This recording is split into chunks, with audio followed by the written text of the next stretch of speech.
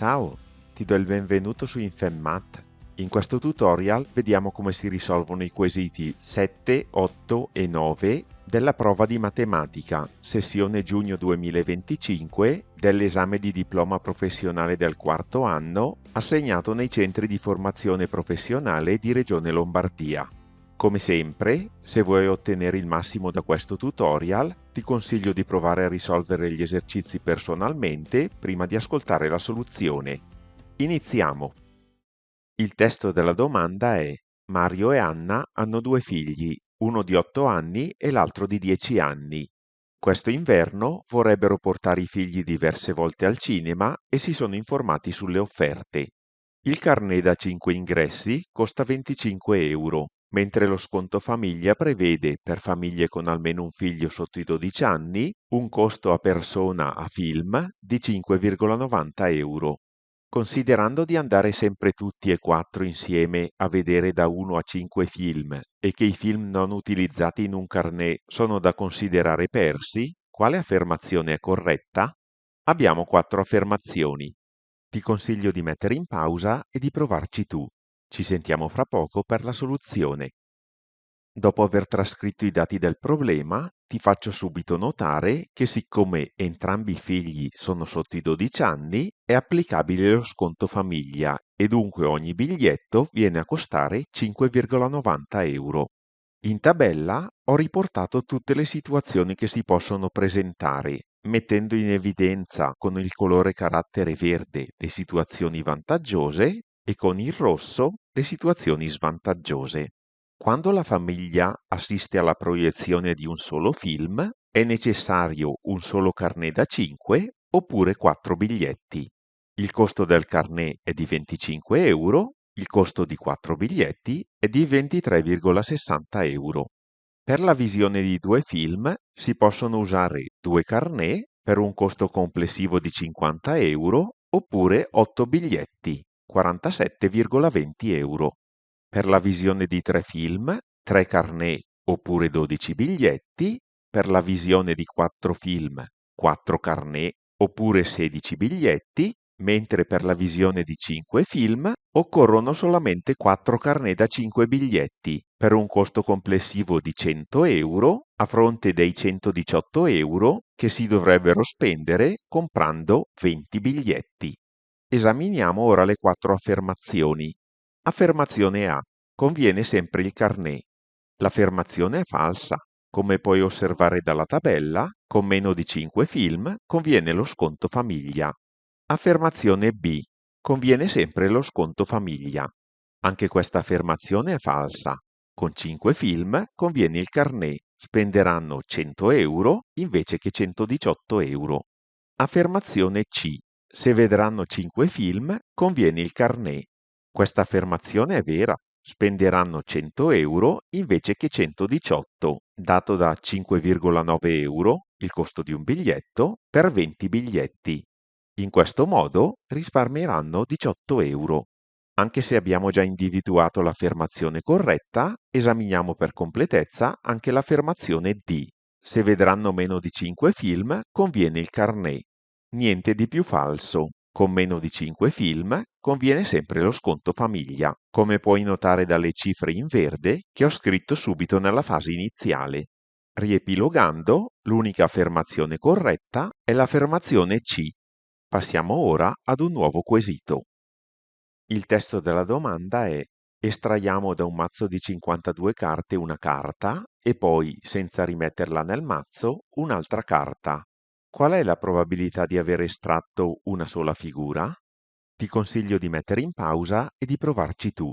Ci sentiamo fra poco per la soluzione. Prima di iniziare, osserviamo che in un mazzo di 52 carte ci sono 12 figure, 3 per ogni seme, 3 figure di cuori, 3 di quadri, 3 di picche e 3 di fiori.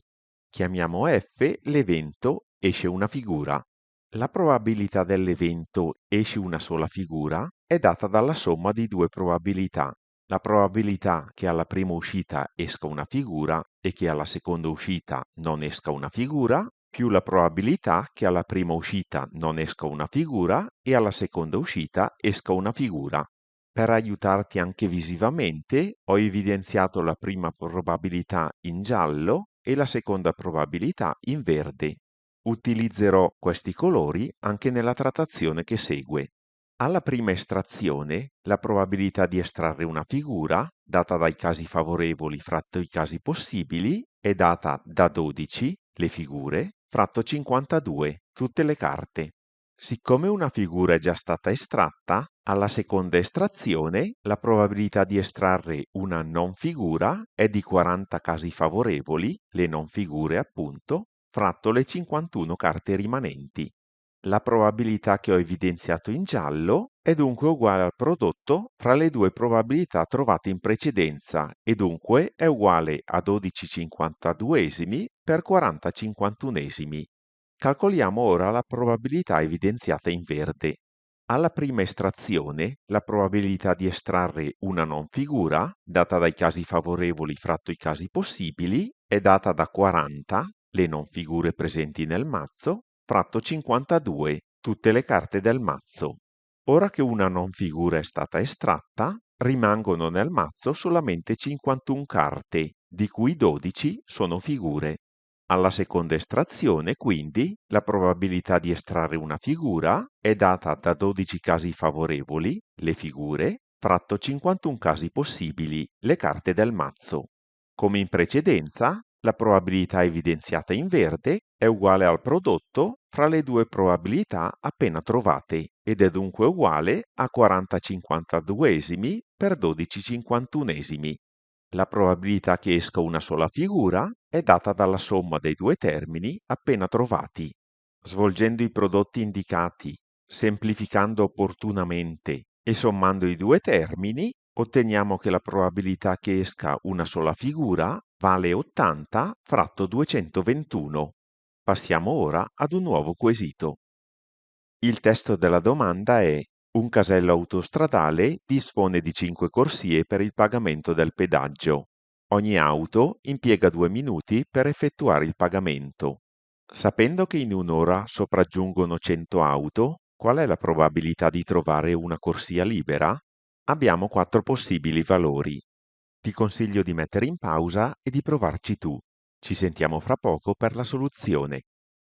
Possiamo subito osservare che siccome ogni auto impiega 2 minuti per effettuare il pagamento e in un'ora ci sono 60 minuti, ogni corsia può processare 30 auto in un'ora e quindi 5 corsie riescono a gestire 150 auto all'ora.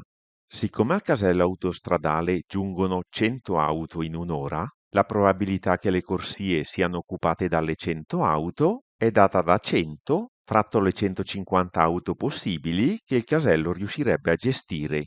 Tale probabilità è dunque uguale a 2/3. La probabilità che una corsia sia libera è la probabilità dell'evento complementare ed è dunque uguale a 1 meno 2/3, quindi è uguale a 1/3. La risposta esatta è dunque risposta B. Con questo abbiamo concluso. Io ti ringrazio per aver seguito il video fino alla fine, ti invito a lasciare un like e a condividerlo, a commentare e a farmi domande se qualcosa non ti è chiaro e, se non l'hai già fatto, a considerare l'opportunità di iscriverti al canale in modo da rimanere sempre aggiornato sulle mie nuove pubblicazioni. Ti invito inoltre a visitare il canale dove potrai consultare varie playlist di argomento matematico ed informatico. Nel prossimo video di questa playlist risolveremo altri 3 quesiti di questo tema d'esame. Ti aspetto! Ciao!